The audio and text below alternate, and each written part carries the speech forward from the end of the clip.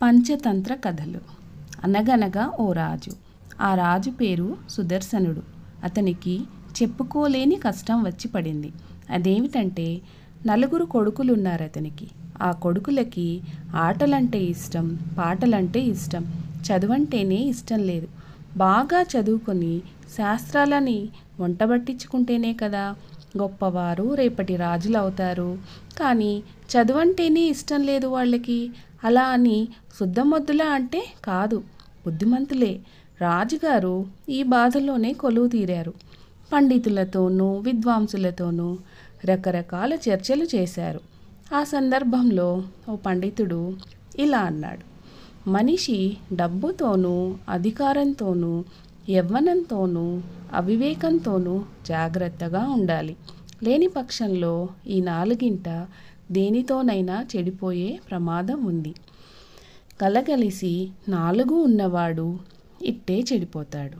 అందుకనే మనిషి అన్నవాడు బాగా చదువుకోవాలి. చదువుకుంటే తెలివితేటలు, వివేక జ్ఞానం అలవడి చెడిపోకుండా ఉంటాడు. మనిషికి విద్య కన్ను లాంటిది. ఆ కన్ను లేకపోతే కష్టం. బతుకంతా చీకటే. పండితుని మాటలతో రాజు బాధ రెట్టింపైంది. కొలువు చాలిస్తున్నానని చెప్పి చెరచెర అంతఃపురానికి వెళ్ళిపోయాడు.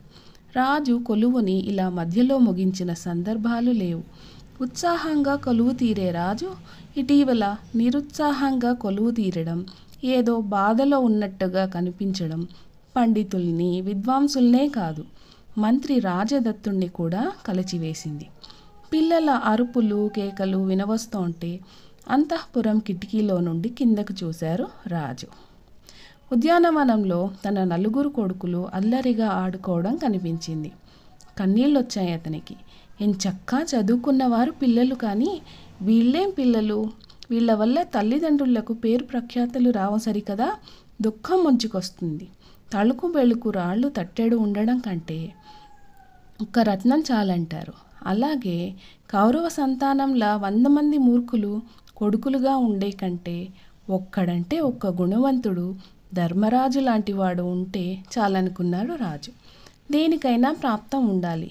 గుణవంతులు, విద్యావంతులు అయిన పిల్లలు ఉండాలంటే గత జన్మలో ఎంతో పుణ్యం చేసుకుని ఉండాలనుకున్నాడు. అంతలోనే కళ్ళు తుడుచుకుని దీర్ఘంగా ఆలోచించసాగాడు. కథలు ముగించాడు దమనకుడు. సమాధానం కోసం సంజీవికుణ్ణి చూశాడు. ఈ కథని ఫాలో అవ్వండి. మళ్ళీ కలుసుకుందాం.